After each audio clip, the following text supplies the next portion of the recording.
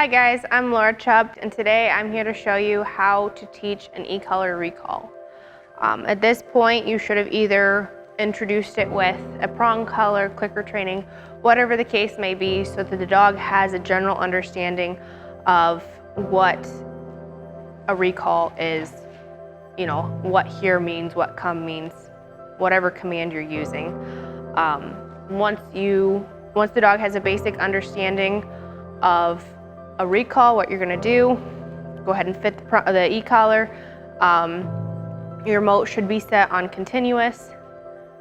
You can still use food to get the dog away from you if you need to. She tends to be a dog that's a little bit glued to you, so we'll do the best we can here.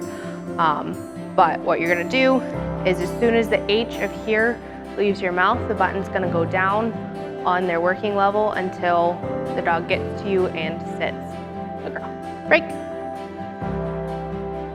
Here. Good girl. So button releases as soon as her rear end hits the ground. Break.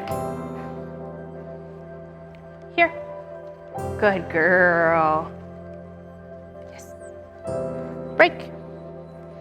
If you have a dog that's starting to struggle, here, and get confused when they feel the stimulation from the e-collar, don't be afraid to help them out with the leash, but try to avoid break as soon as you say here applying leash pressure. You want it to be e-collar pressure, not leash pressure that they're feeling at first. So don't be afraid to help your dog out, but give them a second or two to start to figure out, okay, I felt this as soon as the word left their mouth, and they use the leash to help to guide me in instead of, you know, going back a step and using leash pressure to get them in. Here. Good girl. No. Here.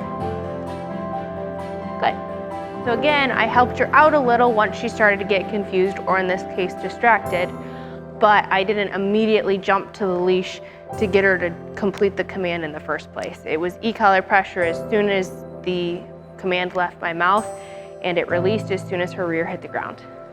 Here. Good girl. Yes, good girl. Break. Here. Good girl.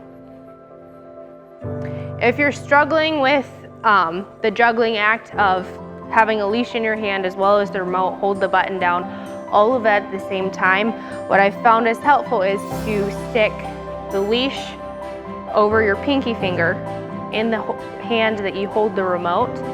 That way you can start to guide them in, and then once they get closer, you have the other hand to actually guide them in and pop them up into a sit. Whereas if you have it in this hand, it's a little awkward to start to try to reel them in with the other hand. Break. Here. Good girl. Good. Again, when you're reeling them in, try here. Try to keep the pressure off the leash as much as possible until they actually need help.